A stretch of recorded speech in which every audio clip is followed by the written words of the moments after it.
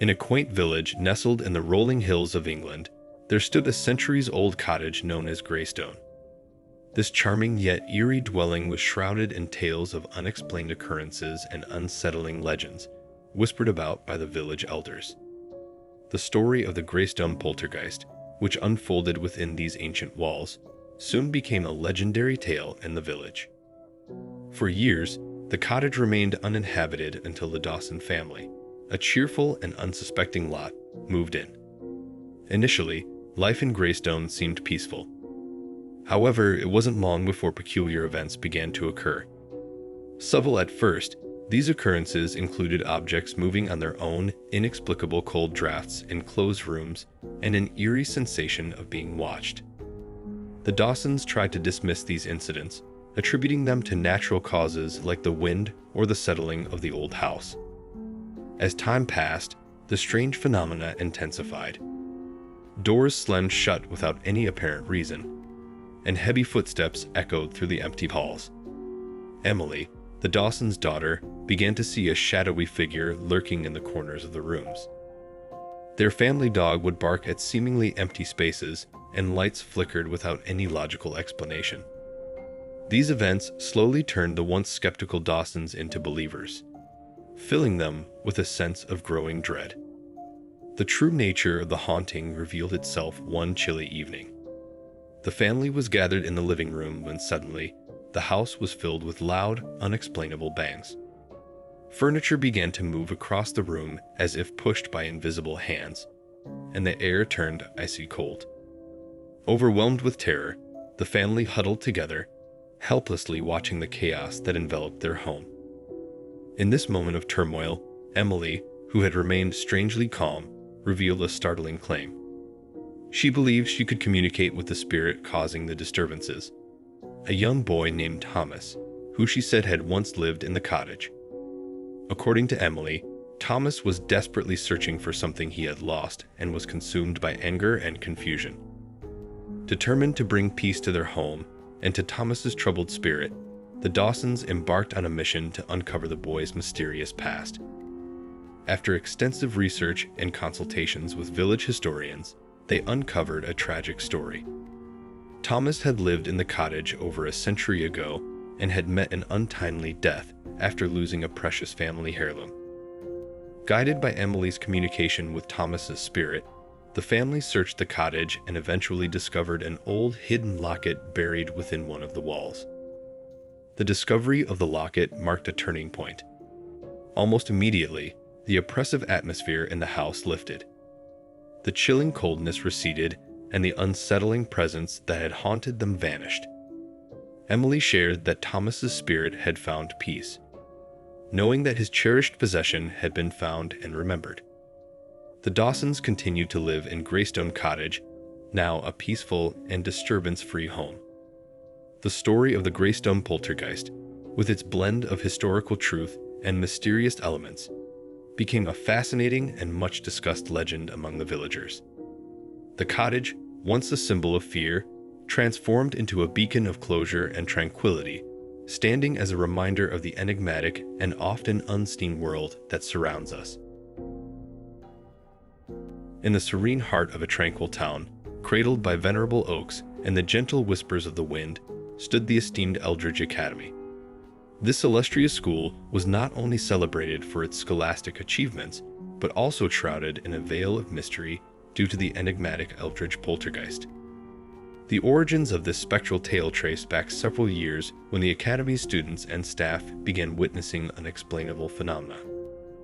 Books mysteriously catapulted from library shelves without any human intervention. Doors in classrooms slammed shut abruptly, even in the absence of any draft. Moreover, the school's night janitor reported hearing the eerie echoes of footsteps following him down the otherwise deserted corridors. Central to these ghostly occurrences was a barely glimpsed apparition of a young boy, his visage always obscured by the shadows. Among the student body, he earned the moniker the Whisperer. In the stillness, his whispers permeated the air, though the source remained unseen. As time progressed, the legend of the Eldridge poltergeist became an integral part of the Academy's lore. senior students would often thrill the newcomers with chilling narratives of their own encounters, and many evenings were spent in group huddles, sharing and elaborating on these spectral experiences. However, the narrative took a significant turn with the arrival of Emma, a new student at the academy. Unlike her peers, Emma was not content with merely being an audience to these tales. She sought the truth. With a mind driven by curiosity and sharp observational skills, Emma embarked on nocturnal explorations of the school, equipped with nothing more than a flashlight and a journal for company. Emma's quest for answers led her to the academy's old wing, long sealed off for renovations.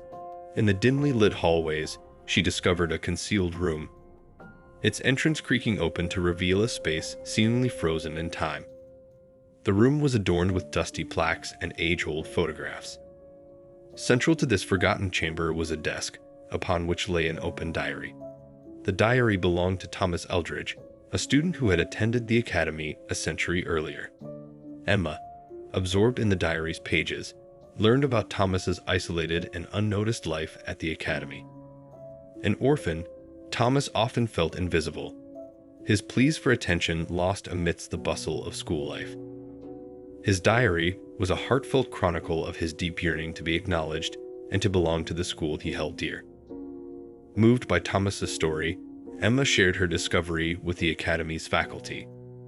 Intrigued and empathetic, they decided to formally recognize Thomas's legacy. A solemn ceremony was organized, honoring his memory and affirming his place in the history of Eldridge Academy. A commemorative plaque was installed in the old wing, inscribed with his name and a brief history of his life. Following this act of remembrance, the strange happenings within the academy began to wane. The mysterious whispers became infrequent, and the unexplained movements of objects ceased.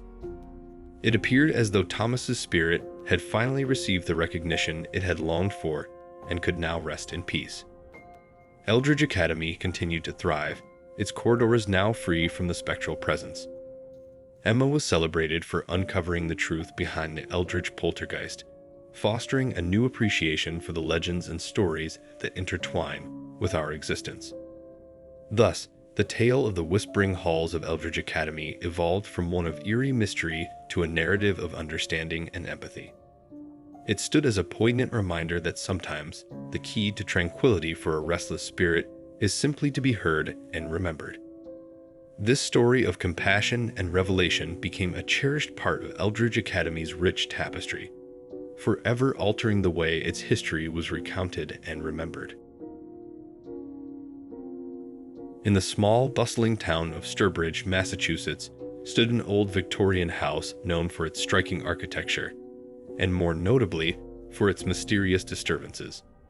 This house, owned by the Harris family in the late 1990s, became the center of a well-documented poltergeist phenomenon that perplexed both locals and paranormal experts alike. The Harris family, consisting of John and Linda and their 2 children, moved into the house in the summer of 1998. Initially, they were charmed by its antique beauty and spacious rooms. However, their fascination quickly turned to unease as strange occurrences began to manifest. It started with minor, inexplicable incidents. Objects like books and vases would be found in different places from where they were left, and faint whispers echoed in the hallways at night. The family initially dismissed these events as forgetfulness or the wind. But as autumn approached, the activity escalated dramatically. The Harris family started to experience loud banging sounds coming from the walls, and furniture would move on its own.